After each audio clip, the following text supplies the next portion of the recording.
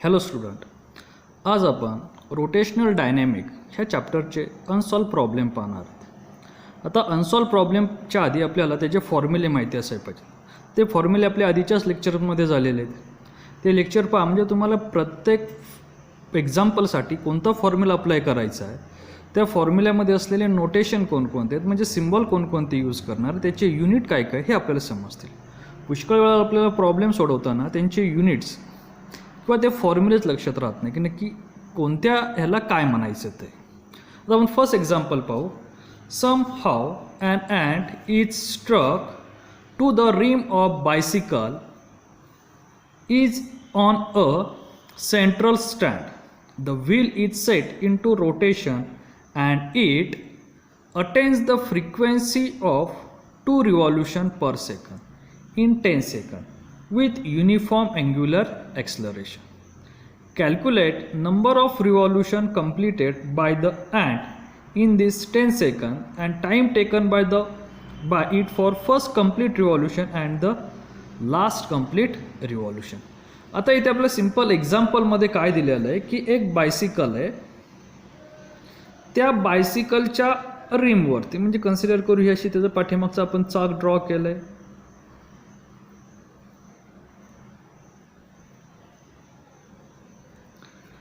And is stuck to the rim of bicycle, म्हणजे ती त्या रिमला चिकटलेली आणि त्या रिमचं काय काय दिलं आपल्याला. Central stand, the wheel is set into rotation and it attains the frequency, आणि त्याची आपल्याला फ्रिक्वेन्सी दिली जी आपण गिवनमध्ये लिहिणार आहे.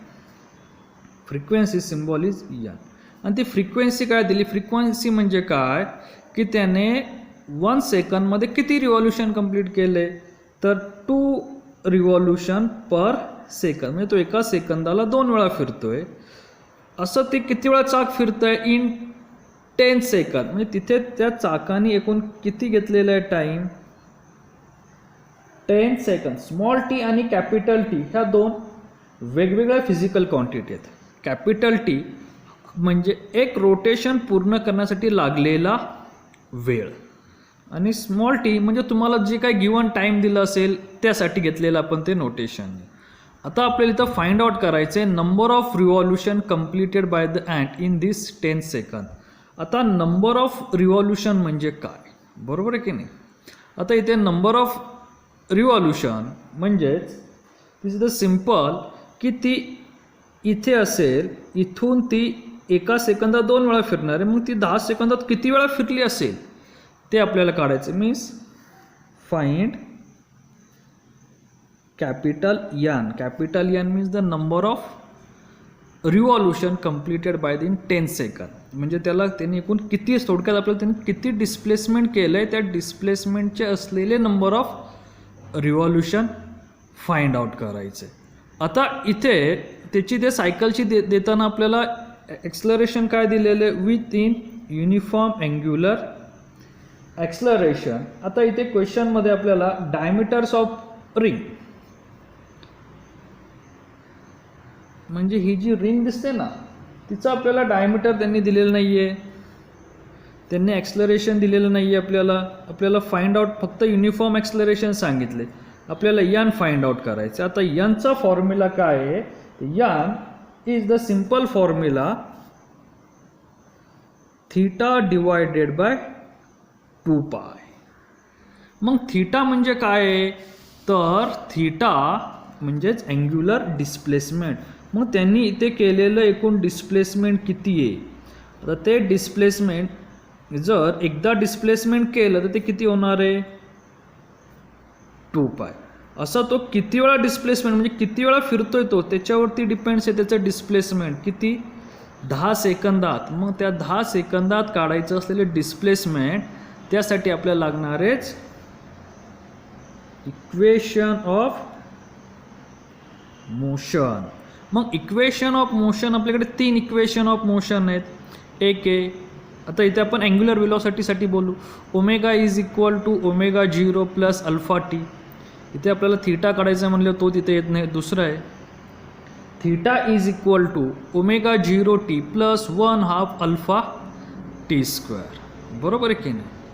मग इथे जे आपल्याला लागते ते अल्फा लागते. मग अल्फा कसं काय फाइंड आउट करणार? अल्फा म्हणजेच काय आहे? Angular acceleration. आणि ते कॉन्स्टंट दिलेले आपल्याला, पण त्याची व्हॅल्यू दिली नाही, ती आपल्याला काढायला लागेल. मग अँग्युलर ॲक्सलरेशन म्हणजेच काय आहे?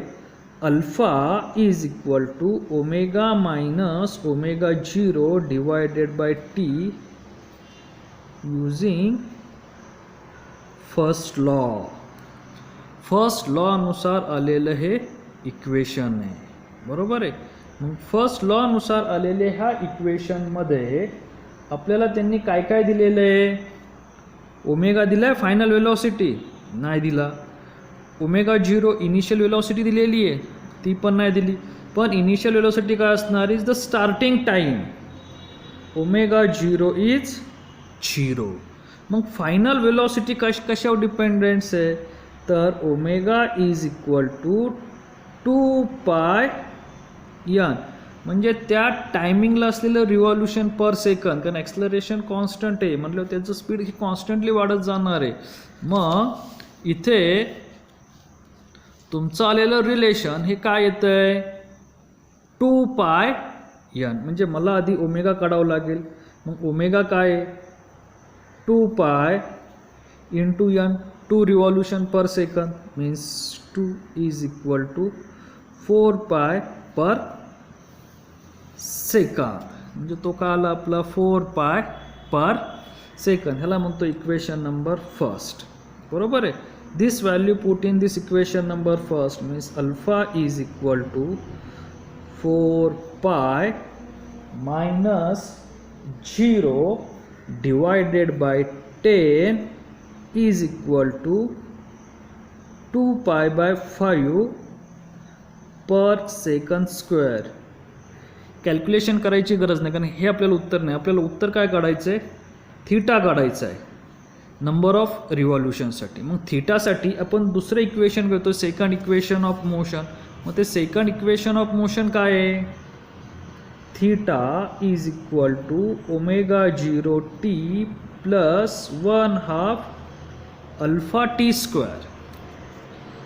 आपण इक्वेशन का घेतो ते समजते ना, कारण सेकंड इक्वेशनमध्ये अँग्युलर ॲक्सलरेशन आहे. थर्ड इक्वेशन जरी आपण घेतलं असतं, omega square is equal to omega 0 square plus 2 alpha s, म्हणजे तिथेसुद्धा आपल्याला लागलं असतं.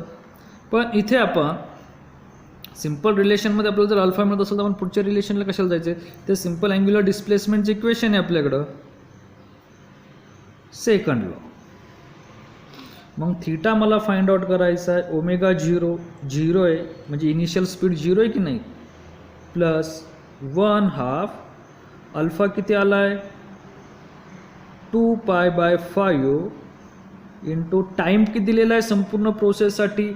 10 सेकंद, मीन्स 10 सेकंद स्क्वेअर. हे 10 सेकंद वेगळं आहे आणि हे 10 सेकंद वेगळं आहे. त्या 10 सेकंदासाठी जाण्यासाठी लागलेला वेळ, आणि हे म्हणजे संपूर्णतेने 10 सेकंद करताना असलेलं अँग्युलर ॲक्सलरेशन आहे.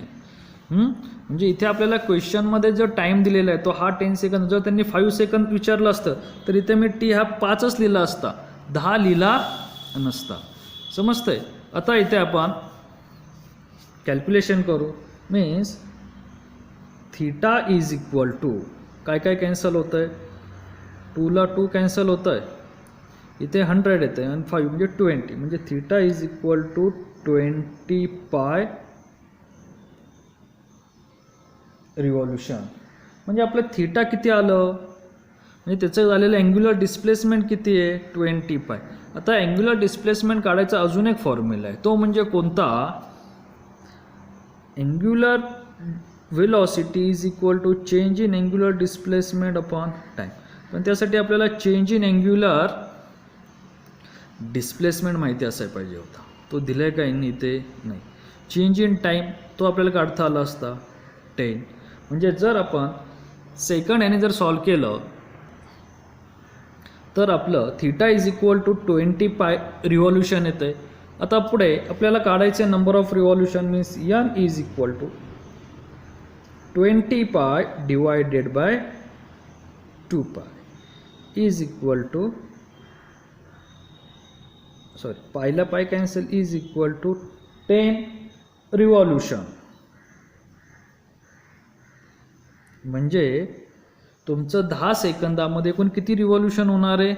10 रिव्हॉल्यूशन होणार आहे. Means n is equal to 20 divided, हा आपला फॉर्म्युला आहे, n is equal to theta divided by 2π. हे झालं आपलं फर्स्ट. आता सेकंड आपल्याला काय विचारले क्वेश्चनमध्ये पुन्हा, time taken by it for first completed revolution. मग एक रिव्हॉल्यूशन पूर्ण करण्यासाठी लागलेला वेळ किती आहे? तर time for the first रिव्हॉल्यूशन,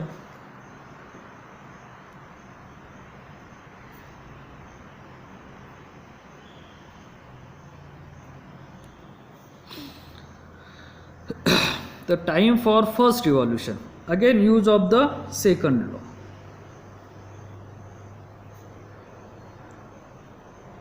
Theta is equal to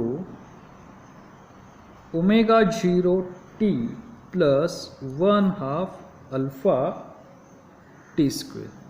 त्यासाठी आता इथे असलेलं फर्स्ट रिव्हॉल्यूशनसाठी मी टाइम 1 म्हणतो आणि अँग्युलर डिस्प्लेसमेंट 1 म्हणतो. म्हणजे इथे आपण छोटीशी डायग्राम ड्रॉ करू, आपल्या लक्षात येईल. ही रिम आहे, या इथे ती अँट आहे आणि ती इथून अशी गोल फिरली आणि पुन्हा इथे आली, तर त्यासाठी तिला लागलेला वेळ स्मॉल टी तो काढायचा आहे.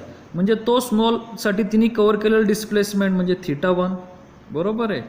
तिथे असलेली त्याची initial angular velocity omega 0 time आणि alpha is the angular acceleration. मग तिथे असलेलं त्यांनी एक कवर करण्यासाठी केलेलं डिस्प्लेसमेंट किती आहे?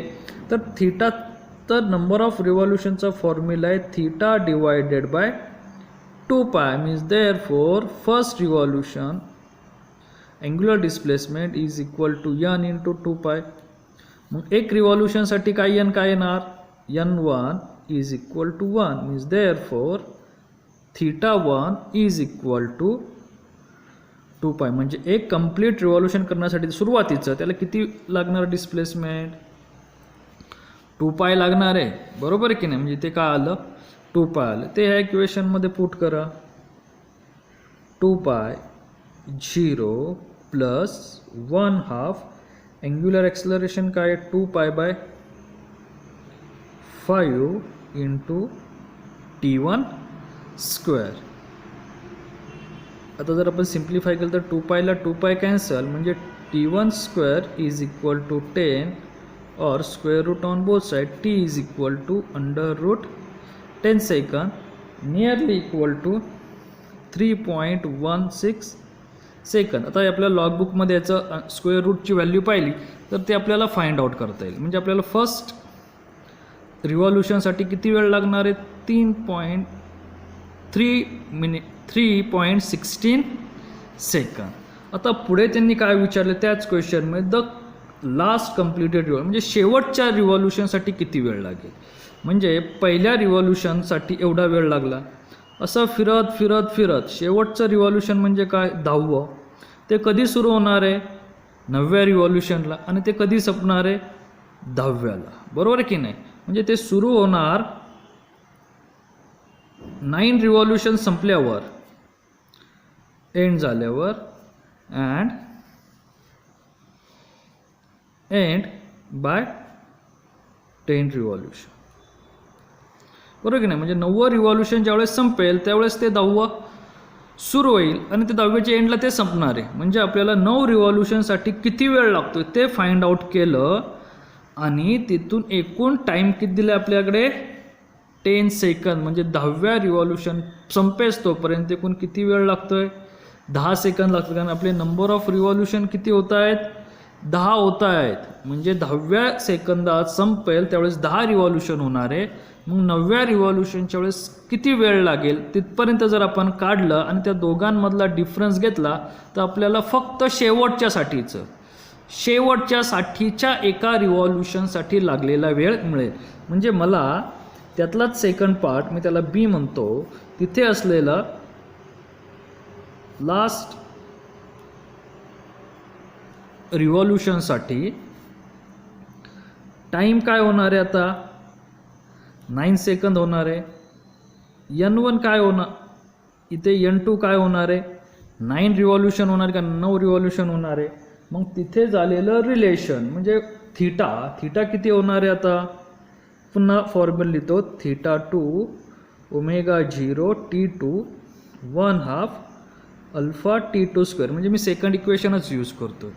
आता इथे θ2 किती होणार आहे. θ2 is equal to 2π into n2 means 9 into 2π 18π.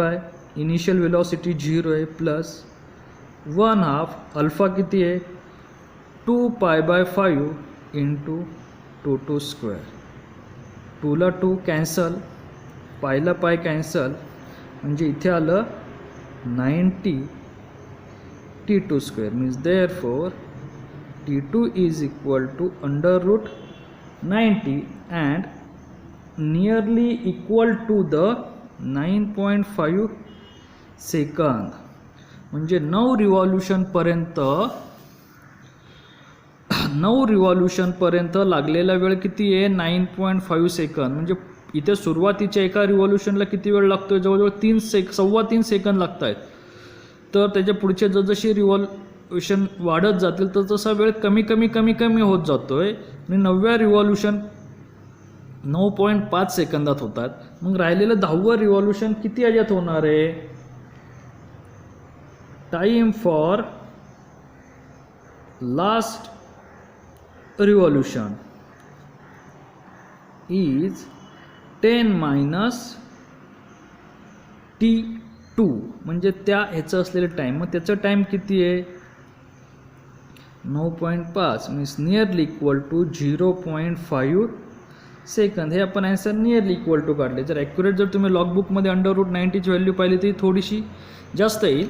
मग त्याच्यानुसार आपला हा टाईम नियरली येईल म्हणजे 0.49च्याच आसपास येणार. हा जसं 0.50 आहे याचा अर्थ पुढचं उत्तरसुद्धा आपलं 0.49च्याच आसपास येणार आहे.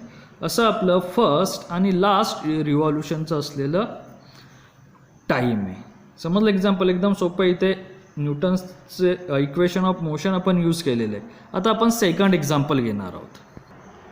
आता सेकंड एक्झाम्पल काय आहे म्हणजे क्वेश्चन पुस्तकातला 13वं example. Coefficient of static friction between a coin and a gramophone disk is 0.5. म्हणजे आपल्याला देताना गिवन काय दिलं आहे coefficient of friction mu is equal to 0.5. Radius of the disk is 8 centimetre.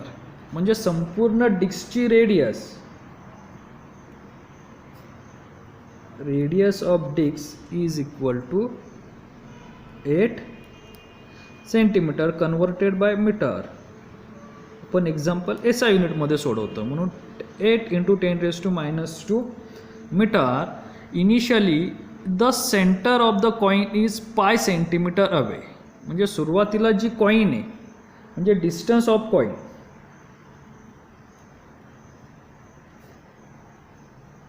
हे काय आहे पाय सेंटीमीटर मीन्स पाय × 10⁻² metre away from the center of the disk. At what minimum frequency will it start slipping from there and by what factor will the answer change if the coin is almost at the ring. ते जी आपल्याला given दिलेलं आहे π² metre per second square. जर जीची value given दिली असेल तर 30 लिहायला नसेल तर आपली 9.8 ही आपल्याला व्हॅल्यू लिहायची असते. शक्यतो जीची व्हॅल्यू काय काय एक्झाम्पलमध्ये देतात काय काय एक्झाम्पलमध्ये देत नाही. आता इथे आपल्याला जर आपण डायग्रॅम ड्रॉ केली तर हा ग्रामोफोन आहे. सर्कलच असतो तो पण म्हणजे डिस्क आहे. त्या ग्रामोफोनचा हा सेंटर आहे आणि त्याच्यावरती इथे एक अशी कॉईन ठेवलेली आहे आणि कॉईन जसजसा ग्रामोफोन म्हणजे ही डिस्क अशी गोल गोल फिरत जाईल म्हणजे आपण CD प्लेअरमधली CD म्हणू. ही जसजशी अशी गोल गोल फिरत जाईल तसतसा हा पाठीमागे सरकत जाणार आहे म्हणजे त्याचं जे असलेलं रिलेशन हे बदलत जाते.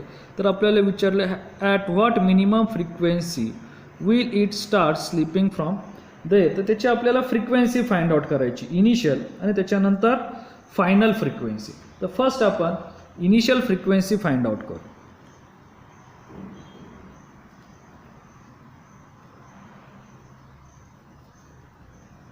N1.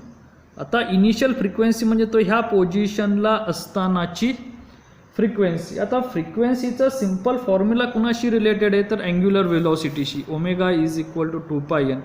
म्हणजे मला अँग्युलर वेलॉसिटी काढावी लागेल. मग अँग्युलर वेलॉसिटीचं रिलेशन कुणाशी आहे तर लिनियर वेलॉसिटीशी. V is equal to R omega. म्हणजे मला दिलेल्या कंडिशननुसार म्यू, मग म्यूचं रिलेशन कुणाचं आहे तर लिनियर वेलॉसिटीशी. V is equal to under root mu R G. म्हणजे मला सर्वात पहिल्यांदा इनिशियल वेलॉसिटी काढावी लागेल म्यू आर जी. ही आली आपली लिनियर वेलॉसिटी. लिनियर वेलॉसिटीचं रिलेशन आहे V is equal to R omega. ह्याला म्हणतो इक्वेशन फर्स्ट. हे झालं equation second. Omega is equal to 2πn. हे झालं इक्वेशन थर्ड. आणि मला हा एन फाइंड आउट करायचा आणि मला गिवन दिलं आहे म्यू आणि आर. आता इथे डिस्टन्स ऑफ पॉईंट ही इनिशियल येणार आहे. Means here r is equal to pi into 10⁻⁻² metre. कारण की सुरुवातीला ती रेडियस, कारण ते इथे ठेवली म्हणजे सर्कल फिरताना हे फिरणार आहे. मग आता या तिघांचं जर कॉम्बिनेशन केलं तर माझं इक्वेशन काय येतं आहे. इथे मी व्हीची व्हॅल्यू पुट करतो आणि इथे ओमेगाची. Equation 1 and 3 put in 2 means under root mu rg is equal to r into 2πn. व्हीच्या तिथे व्ही ठेवला, ओमेगाच्या तिथे ओमेगा ठेवला, कारण मला एन काढायचं आहे. मग पुढे रिलेशन एन येतो मी LHSला घेतो आणि स्क्वेअर करतो. Square on both side. Means here r square 4π² into n square is equal to mu r g. जो n काढायचा आहे त्याला आपण n1 म्हणलं आहे. मग n1 square is equal to mu R G divided by R square into 4π². बरोबर आहे की नाही. आपल्याला जे काढायचं आहे n1 square is equal to mu R G divided by R square into 4πr². जीची व्हॅल्यू आता या सगळ्या व्हॅल्यू पुट करू. एक आर कॅन्सल होतं आहे. म्यूची व्हॅल्यू काय 0.5. जीची व्हॅल्यू काय π². इथे असलेल्या आरची व्हॅल्यू काय आहे पाय इंटू 10⁻² अँड 4π². म्हणजे आपलं काय काय कॅन्सल होतं आहे. इथे π² कॅन्सल होत आहेत. बरोबर आहे. म्हणजे राहते काय 0.5 पाय इंटू 4. आता कॅल्क्युलेशन करताना 10⁻² वरती गेल्यानंतर प्लस होणार. किंवा आपण हा पॉईंट इथं शिफ्ट केला तरी चालेल. आता इथं आपण शिफ्ट करू 0.5 into 10⁻² divided by 4π means 50 divided by 4π. इथं झालं आपलं सिंपल रिलेशन. आपण जर कॅल्क्युलेशन केलं तर आपल्या अशा लक्षात येईल की इथे 2 आणि इथे 25. इथे हा n1 square is equal to 25 divided by 2π आणि त्याचा स्क्वेअर रूट काढला on both side. n1 is equal to 5 divided by under root 2π. using the log tableचा use करायचा. आन्सर येईल हे आन्सर येतं नियरली 2 रिव्हॉल्युशन पर सेकंद. म्हणजे तुमचा इनिशियली म्हणजे सुरुवातीला ज्यावेळेस कॉइन गोल फिरणार आहे त्यावेळेस त्याचं एक रोटेशन पूर्ण होण्यासाठी त्याला 2 रिव्हॉल्युशन पर सेकंद एवढा लागतो. आता दुसरं त्यांनी काय विचारलं आहे by what factor will the answer change if the coin is almost at the rim. आता रिम असेल म्हणजे हे डिस्कवर ते गोल फिरताना त्याचं फायनल वेलॉसिटी फायनल फ्रिक्वेन्सी काय असेल तर आपण दुसरी फाइंड आउट करणार आहे. फायनल फ्रिक्वेन्सी त्याला म्हणू आपण n2.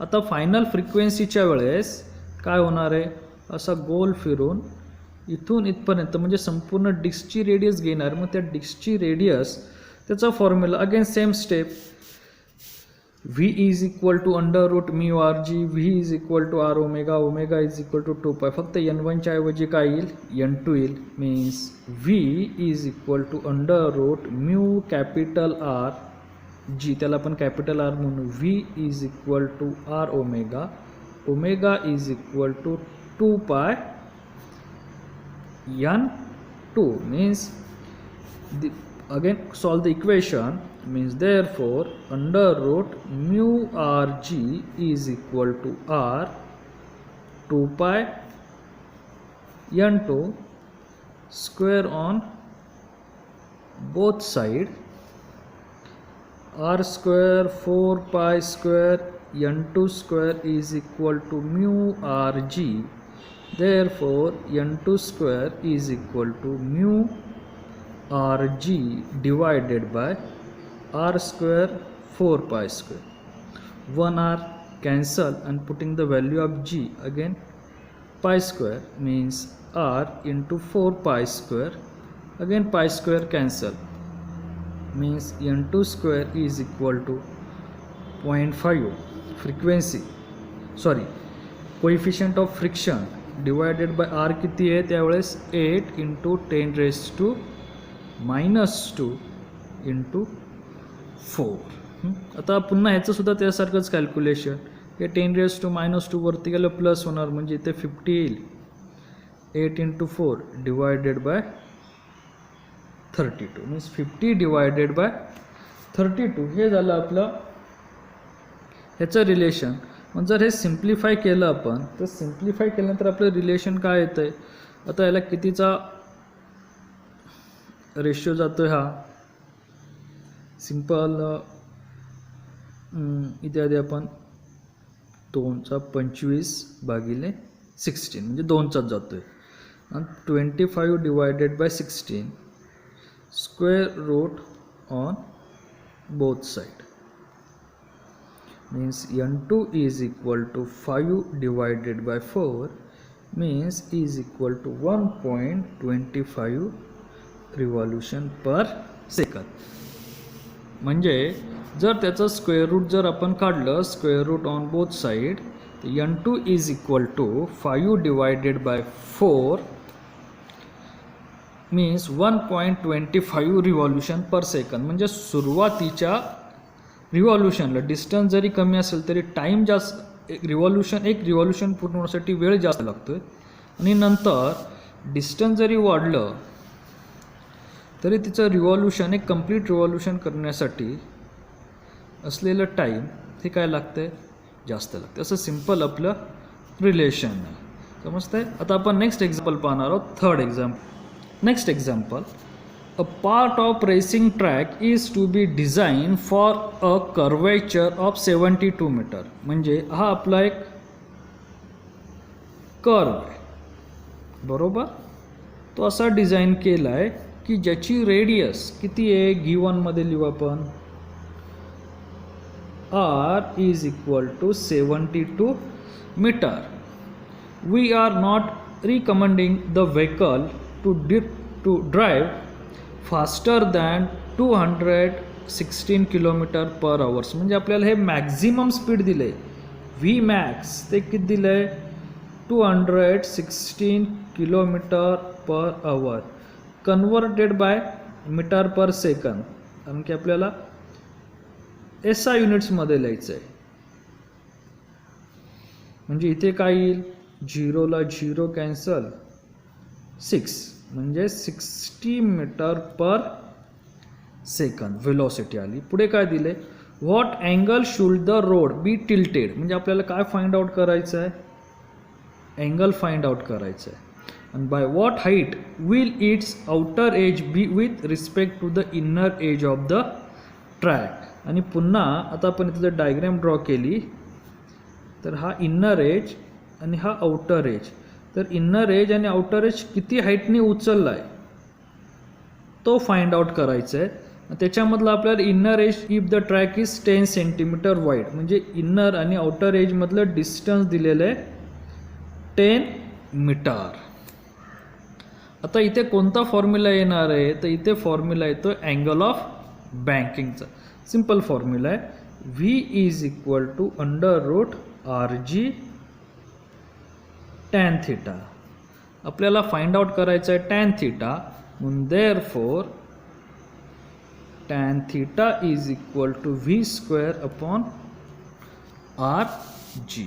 आता V square upon R G, तर व्ही स्क्वेअर किती आहे आपला, व्ही किती आहे 60 स्क्वेअर म्हणजे मल्टिपल बाय 2 टाइम्स. रेडियस किती दिलेली आहे आपल्याला 72 आणि जीची व्हॅल्यू इथे आपल्याला दिली नाही, तर ती तुम्ही as a given g is equal to 9.8 metre per second square, म्हणजे इथे तुम्ही 9.8 लिहा.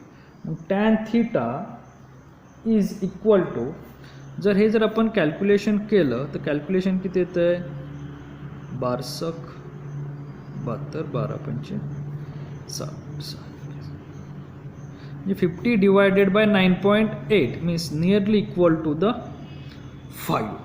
बरोबर आहे. Means theta is equal to tan inverse 5. इथे सुद्धा आपल्याला लॉगबुकचा यूज करा. आपल्या लॉगबुकमध्ये नॅचरल टँजेंट असेल, त्या नॅचरल टँजेंट्समध्ये 5ची व्हॅल्यू पहा. ती 5ची व्हॅल्यू किती येते 78.69 डिग्री. म्हणजे तुमचं अँगल ऑफ बँकिंग किती आहे 78 डिग्री, 78.69 डिग्री म्हणजेच nearly equal to the 79 degree. एवढं काय ते आपलं अँगल ऑफ बँकिंग. आता दुसरं त्यांनी विचारलं आपल्याला हाईट. आता हाईट काढताना इथे जर आपण पाहिलं तर हा राईट अँगल ट्रायंगल होतो, हा आयफोथेनियस होतो, हा आपल्याला अँगल दिला अँगल ऑफ बँकिंग म्हणजे अपोजिट साईड आहे. Means sine theta is equal to h divided by l. Means therefore h is equal to l sine theta. L किती दिलं आहे आपल्याला 10, थीटा आपण फाइंड आउट केला आहे 79 degree. Again use the log book in natural tangent. Sine 79 हा nearly equal आहे तो 0.9806 म्हणजे तुमची हाईट आली 9.806 मीटर. ही काय झाली तुमची height of inner and outer age of road, किंवा याला इलिव्हेशन ऑफ द रोड सुद्धा म्हणतात. ते काढले आपण एच. बरोबर आहे. सिम्पल फॉर्म्युला आहे. आता पुढचं एक्झाम्पल त्याच्याशीच रिलेटेड आहे, फक्त इथे त्यांनी काय सांगितलं, the road in the equation above equation is constructed as per the requirement. म्हणजे तुमच्या रिक्वायरमेंटपर्यंत प्रमाणे तो रोड बनवला आहे. The coefficient of static friction between the tyre and road is 0.8. Will there be any lower speed limit. आत्ता जे इथे आपल्याला ह्या क्वेश्चनचंच संपूर्ण रिलेशन इथे घ्यायचं आहे. म्हणजे त्याची रेडियस सेम आहे 72 मीटर, त्याची वेलॉसिटी ही व्ही मॅक्स आहे, त्याची वेलॉसिटी आहे 60 मीटर पर सेकंद. आणि त्याच कन्स्ट्रक्शनचं आपण बनवतो, म्हणजे तिथला जो थिटा आला होता तोच इथे येणार आहे 78.69 डिग्री. और tan theta is equal to 5. बरोबर आहे. जे आपल्या आधीच्या एक्झाम्पलमधलं जे कन्स्ट्रक्शन होतं तेच construction above is construction as per the requirement, म्हणजे तेच रिक्वायरमेंटचं कन्स्ट्रक्शन. फक्त आपल्याला आता फाइंड आउट करायचं लोअर स्पीड लिमिट. आधीच्या एक्झाम्पलमध्ये हे जे होतं मॅक्झिमम स्पीड लिमिट होतं. मग लोअर स्पीड लिमिटचा फॉर्म्युला काय आहे, v minimum is equal to under root R g bracket tan theta minus mu s divided by 1 plus mu s tan theta. असा simple formula आहे. मीन इथे आपण value put करू. Radius किती आहे 72, जीची व्हॅल्यू काय 9.8, टॅन थीटा आपला 5 आहे, फ्रिक्शन त्यांनी आपल्याला 0.8 दिले, डिवायडेड बाय 1 प्लस 0.8 इंटू 5. आता याचं जर आपण सिम्प्लिफाय केलं तर आपलं 72 इंटू 9.8 5 मायनस 0.8 डिवायडेड बाय 1. आता 5 मायनस 0.8, आता इथे 72 into 9.8 into 4.2 divided by 1 + 4 means 5. आणि हे जर सिम्प्लिफिकेशन केलं तर माझा आन्सर येतं 604.8 आणि स्क्वेअर रूट काढला आणि त्याचा जर आपण स्क्वेअर रूट काढला v minimum is equal to 24.59 metre per second. म्हणजे जे आपलं मॅक्झिमम स्पीड किती आहे 60 मीटर पर सेकंद आणि मिनिमम स्पीड काय येणार आहे 24.59 मीटर पर सेकंद. सेम कन्स्ट्रक्शन असेल तर मिनिममसाठी हा फॉर्म्युला अप्लाय करायचा, मॅक्झिममसाठी हा फॉर्म्युला अप्लाय करायचा v max √RG tan theta. जर इथे फ्रिक्शन दिलं असेल तर हे फ्रिक्शन दिलं असेल तर इथे साईन हे प्लस झालं असतं आणि खालचं मायनस झालं असतं, एवढाच फक्त चेंज होतो. जर फ्रिक्शन नसेल दिलं तर आपण हा सिम्पल म्हणजे फ्रिक्शन इज निग्लेक्टेड असं समजून आपण एक्झाम्पल सॉल्व करतो. असे आपले तिसरं आणि चौथं एक्झाम्पल झालं. आता आपण नेक्स्ट 5th नंबर एक्झाम्पल म्हणजे पुस्तकामधलं आपलं 16, 12, 13, 14, 15 आणि हे 16वं example. During a stunt a cyclist considered to be a particle is undertaking horizontal circle inside a cylindrical well of radius 6 point. म्हणजे गिवन काय दिलं आहे त्या वेलची रेडियस दिली ती किती दिली आपल्याला 6.05 metre. If the necessary friction coefficient is friction दिलेलं आहे 0.5. How much minimum speed should stunt artist maintain. तर त्याचं असलेलं मिनिमम स्पीड काढायचं आहे आपल्याला. आणि दुसरं काय विचारलं आहे mass of the artist is 50 kg. त्या आर्टिस्टचं मास जर 50 kg असेल इफ शी अँड ही म्हणजे ती कोणी असेल increases the speed bye 20% how much will the force of a friction.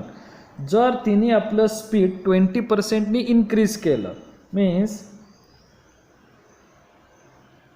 increases speed by 20% is equal to initial speed plus 20 divided by 100 into initial speed. हा formula increase असेल तर plus करायचं, decrease असेल तर मायनस करायचं. आणि ते simplify केलं तर 1.2 इंटू हे जे आपलं आधीचं स्पीड आहे त्या स्पीडशी रिलेटेड म्हणजे 1.2 इंटू व्ही. आता इथे मी सिंपल डायग्रॅम ड्रॉ करतो. आपल्याला डायग्रॅम काढली तर समजेल की इथे एक ही वेल आहे आणि ह्याच्यामध्ये इथे एक स्टंट आर्टिस्ट स्टंट करतोय की ज्याचं असलेली ही रेडियस ह्या याची रेडियस ही आहे. तर इथे आपल्याला आपण डेरिवेशनमध्ये पाहिलं आहे की डाऊनवर्ड डायरेक्शनला वेट लागतो म्हणजे mg. तर अपवर्ड डायरेक्शनला कोण आहे फोर्स आहे. Inside the well normal reaction असते आणि ह्या बाजूला सेंट्रिपिटल फोर्स. हे आपण तिथे डायग्रॅम म्हणजे एक्सप्लेनेशनमध्ये पाहिलं. आता ह्याचाच यूज करून आपल्याला फाइंड आउट करायचं means F is equal to mg and n is equal to mv² divided by r. Simple relation इथे. पण आपल्याला इथे n दिलेलं नाही. जर गिवन पाहिलं तर n दिलेलं नाही आहे, मास दिला आहे, रेडियस दिली तर मग वेलोसिटी काढता येईल का नाही. इथे आपल्याला फोर्स दिला आहे का तोही दिला नाही, मास दिला आहे, ग्रॅव्हिटी आपल्याला माहिती आहे त्या ग्रॅव्हिटीचा यूज करून आपण फोर्स काढू शकतो. पण फोर्सचं याचं काही रिलेशन आहे का तर त्याचं एक सिंपल रिलेशन आहे. ते रिलेशन म्हणजे काय friction is equal to F divided by n. फ्रिक्शनचं रिलेशन काय आहे फोर्स डिवायडेड बाय n. आणि मग हे जर दोन्ही व्हॅल्यूज इथं पुट केल्या mg divided by mv² upon r हे आपण डेरिवेशनमध्ये पाहिलेलं आहे is equal to rg divided by v² म्हणजेच v² is equal to rg divided by mu. तुम्ही डायरेक्ट फॉर्म्युला अप्लाय केला तरी चालेल. मग r ची व्हॅल्यू काय आहे 6.05, g 9.8 आणि फ्रिक्शन आपल्याला दिले 0.5. जर आपण कॅल्क्युलेशन केलं तर कॅल्क्युलेशन केलं आपल्याला असं समजेल, इथे 60.5 इंटू 9.8 डिवायडेड बाय 5 एक पॉईंट शिफ्ट केला म्हणजेच 12.1 इज नियरली इक्वल टू 211. म्हणजे ह्याचं कॅल्क्युलेशन येईल म्हणजे velocity, minimum velocity is 11 metre per second. जर आपण स्क्वेअर रूट दोघा बाजूचा काढलं तर हे झालं मिनिमम स्पीड. आता आपल्याला दुसरं काय फाइंड आउट करायचं आहे, इन्क्रीजिंग इन 20%. बरोबर आहे. मग जर 20%नी इन्क्रीज झालं तर काय येणार, इथे आपण फॉर्म्युला लिहिलं 1.2 into V increase in 20% speed is equal to 1.2 into v means 1.2 into 11 is equal to 13.2 metre per second. म्हणजे दुसरं काय काढायचं आपल्याला, how much will the force of friction. तर इथे किती फोर्स अप्लाय होणार आहे. मग तो फोर्स म्हणजेच काय, F into G simple relation आहे, force is equal to mass into gravity. Mass दिलेला आहे तुम्हाला त्या आर्टिस्टचा 50, ग्रॅव्हिटी आहे 9.8. म्हणजे तुमचं जे आन्सर येतं ते काय येणार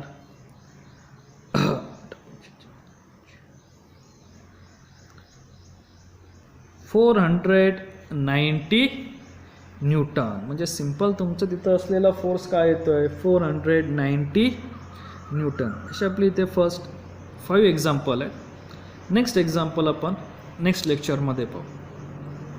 लेक्चरमध्ये किंवा प्रॉब्लेममध्ये काय सजेशन असेल तर ते कमेंट बॉक्समध्ये लिहा आणि चॅनल सबस्क्राईब करा. Okay, thanks.